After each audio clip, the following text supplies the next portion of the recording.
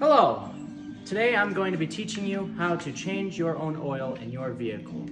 Changing your oil can be a struggle for some people, so I thought I might teach you. So what we have here is our motor oil. I'm using the 5W30. I have a oil filter, a socket set, and this is used for breaking the oil filter out. There's also a funnel and a 5-gallon bucket to collect the oil. So the oil drainage system on this vehicle is located right here, right underneath the engine. The dipstick is right there, and the oil filter is right there, as well as the oil fill is right there. I will be taking my 5-gallon bucket and throwing it underneath of the oil drainage system to make sure that it is perfectly going to be able to catch the oil, make a mess. Drain that out. And yes, and you will get it on your hands. You'll get it on your hands, that's okay. It's normal, it's part of the process.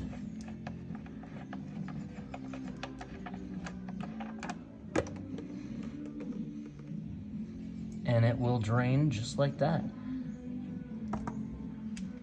And you're just gonna let it drain, let it sit there, let it. So the oil is draining now. As you can see, it is filling up the bucket. You're gonna have to wait until the oil is completely done draining, and then you can start to fill it back up again. When it comes to knowing what oil you have to use and what tire pressure you have, there will be a sticker in the car door, right by the car door. So on this Jeep, there's the sticker. Right there, there's the sticker. It will show you the PSI, wherever, and the type of oil that you need to use, 503. And that is where you figure out where and what type of oil to use and what type of tire pressure you need to use for your tires. That is if you have factory tires, of course. These are not factory tires. So as you can see, the oil is finished. Don't mind that mess. You're gonna wanna Keep cardboard down so you don't make a mess. keep the cardboard. And then you're gonna wanna put the oil plug right back in. Screw it in. You're gonna get it all over your hands, but that's part of the job. Now, you're gonna make a little bit of a mess, but that is okay. You gotta... Hands you the wrong thing. You're gonna take the ratchet and loosen it up. You can take it off with your hands. I'm gonna give it a little bit more drainage. You're gonna wanna wait until this little drain is done here. And then always remember to clean your hands off, because a sanitary workplace is the best workplace. I'm gonna show you where, of course, everything is again. So the oil filter down there, usually they're pretty easy to access. It's that white thing sitting right there, this thing.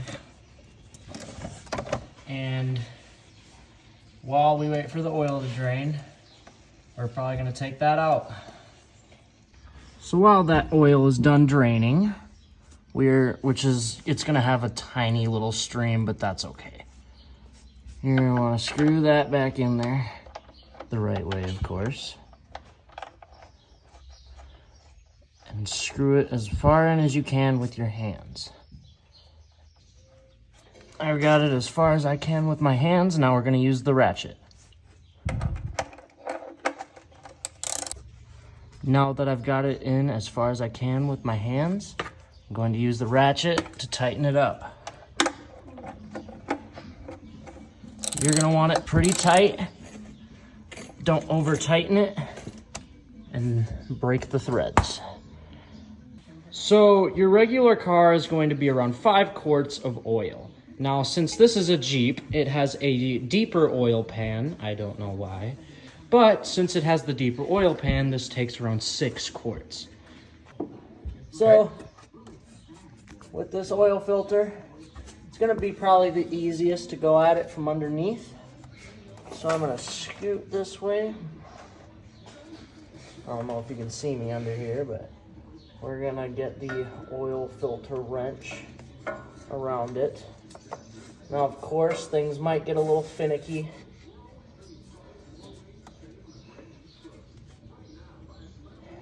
And You're gonna want to.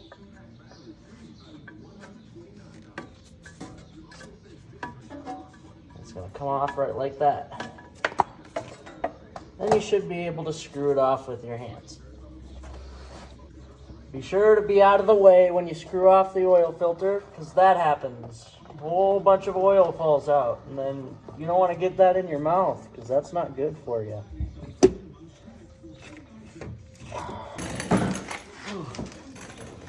That is the old oil filter.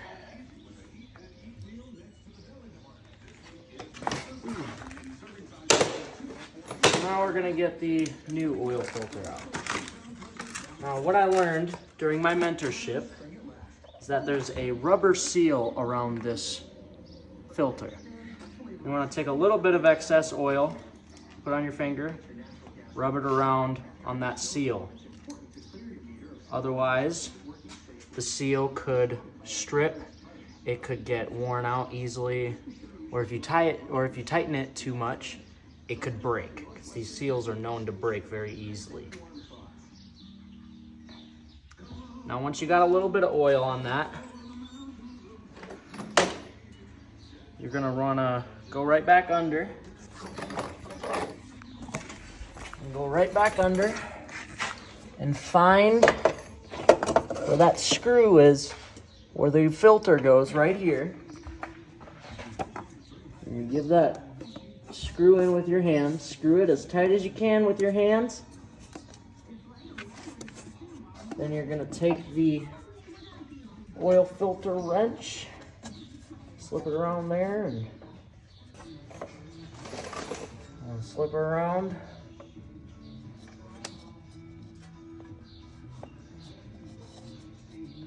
Give her a tighten. There you go. There you go. And do not tighten the oil filter too tight. That is one big thing that I learned. You never want to tighten it way too tight. Otherwise, you can break that seal. Like I said, it's very easy to break. Now, to dispose of the oil filter correctly, which means,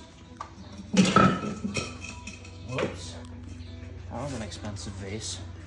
Means you got to get your oil pan, drain out the excessive oil as much as you can, dispose of it properly. Now we are going to put the oil back into the engine. You're going to take this oil cap off and put your funnel in. Like I said, this engine takes around 6 quarts of oil. So I'm going to use this. So this is 5 quarts. Have the cameraman take over for this one. You're gonna want to pour it like this. Do not pour it like this. I'll demonstrate. You want to pour it from the side so that you have control over the oil. Do not pour too fast, don't pour too slow. It's a mastered art. If it ever gets overflowed, just stop pouring and let it go down. You want to keep it at around the level that I keep it at.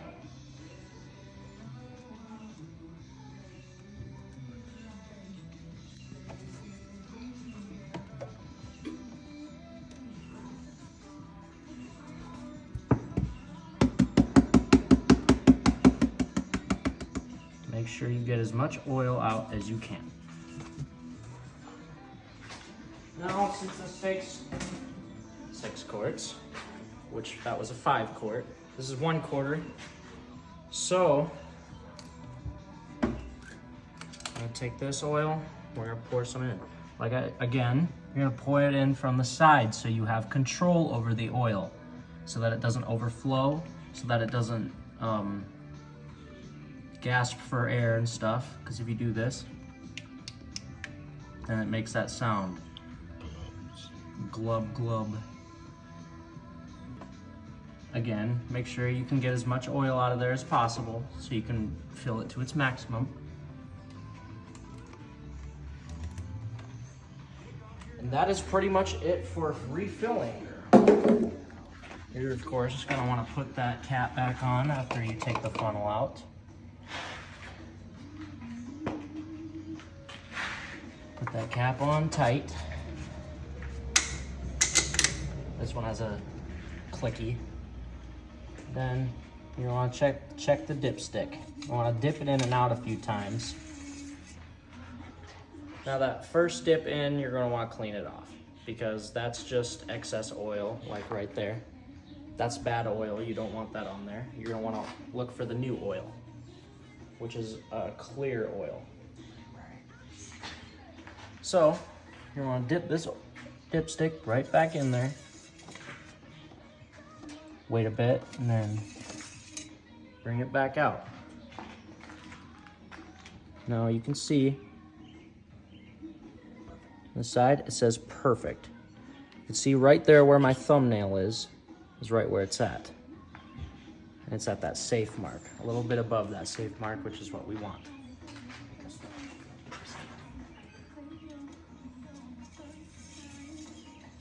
All right.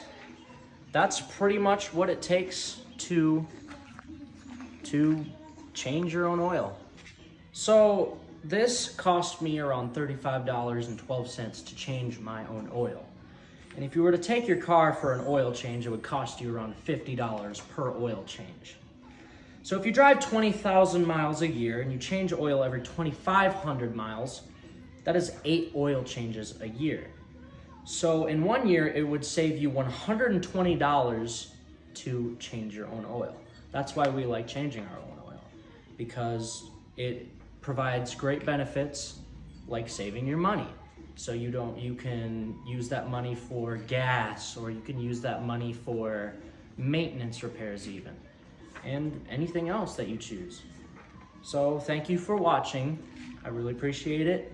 I hope you learned something today. And I hope that you use that great in your future.